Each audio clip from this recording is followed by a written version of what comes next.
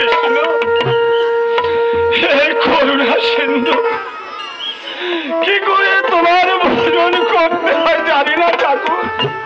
তবে তবে আমার সকল অপরাধ ক্ষমা করে তোমার চরণে ঠাঁই দিও ঠাকুর, তোমার চরণে ঠাঁই।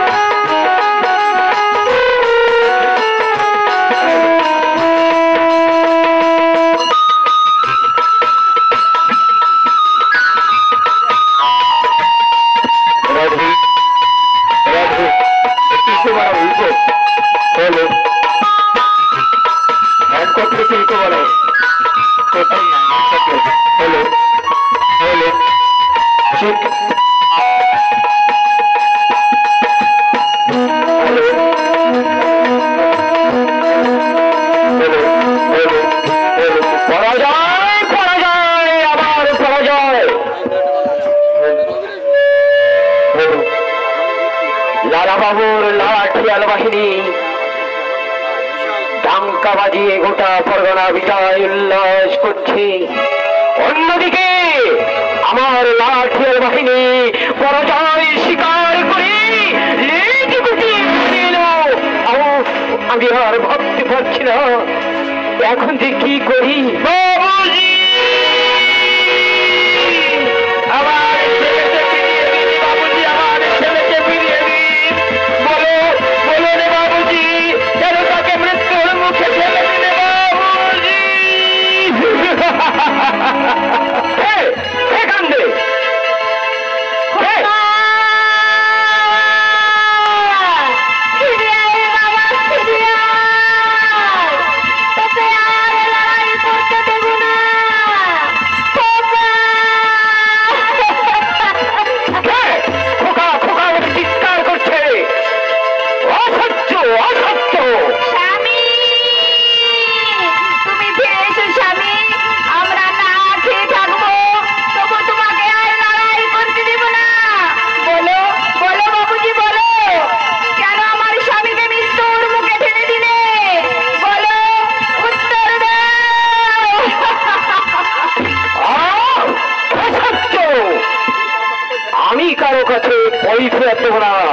সবাইকে আমি করতে পাঠিয়েছিলাম, তারা বললে আমার কি, আমি কারো কাছে কৈফিয়ত দেব না। তোমরা সবাই আমার সামনে থেকে সরে যাও। বাবা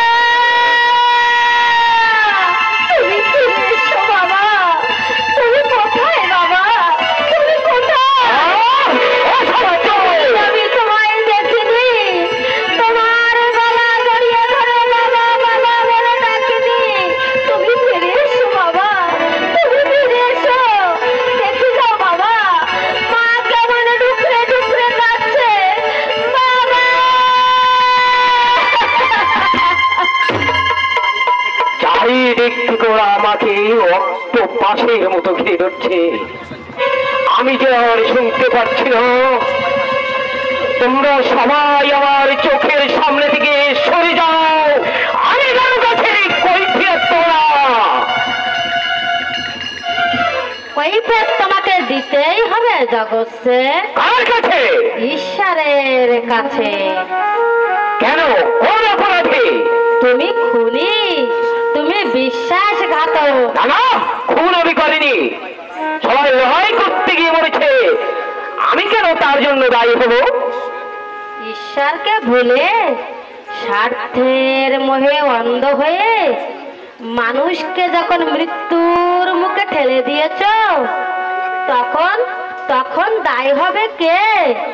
জবাব দাও, নইলে আমি তোমার বিচার করব। তোমার এত বড় সাহস, তুমি আমার বিচার করতে চাও? বলো কে তুমি? কারো কারোর শত্রু, আবার কারো কারোর মিত্র। লোকটা পাগল নাকি? কারো কারো শত্রু, আবার কারো কারো মিত্র। তোমরা অচিরেই বুঝতে পারবে জগৎছে।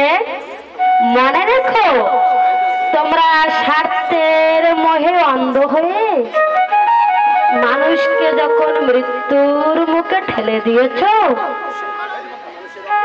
মানুষের রক্ত নিয়ে যে হোলি খেলা খেলছো, মানুষ হয়ে মানুষকে ছোট জাত বলে তাদের ঘৃণার পথে ঠেলে দিয়েছ, তাদের ধর্ম অধিকার কেড়ে নিয়ে আভিজাত্যের বড়াই করছো, তখন তখন এমন একদিন আসবে এই অধর্মের জন্য কর্মফল ভোগ করতে হবে। কর্মফল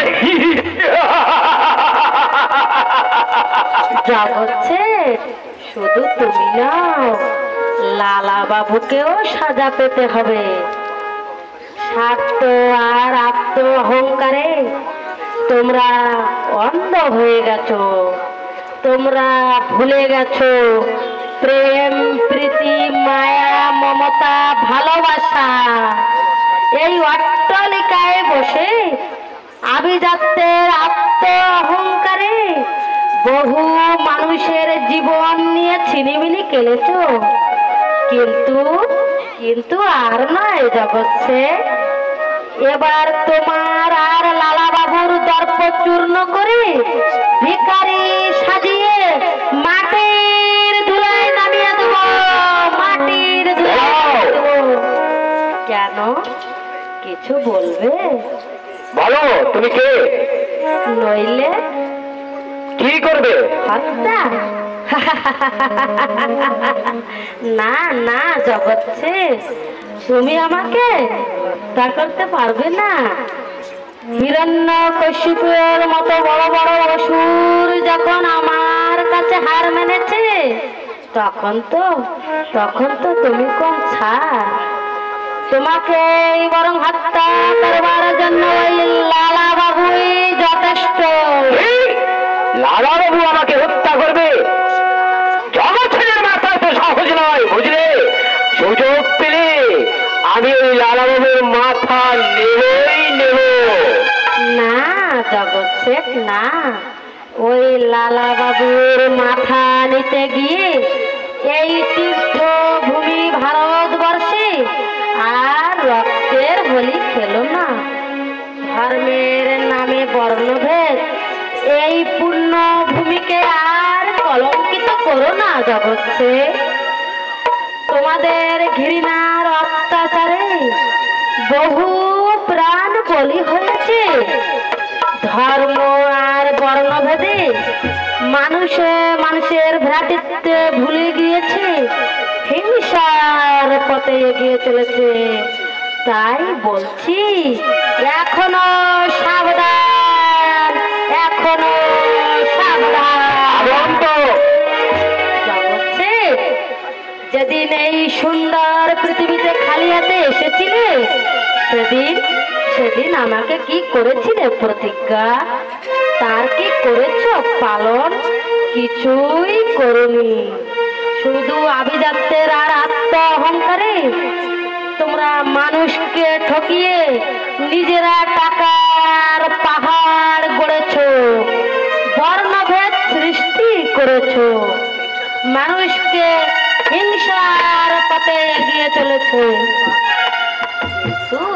কিন্তু আর নয় জগৎছে, এবার তোমাকে আর লালা বাবুকে ভিখারি সাজিয়ে এই পথের ধুলায় নামিয়ে দেব। আর আর তোমাদের গচ্ছিত ধন দিয়ে এই তীর্থভূমি ভারতবর্ষে আমি তৈরি করব। কি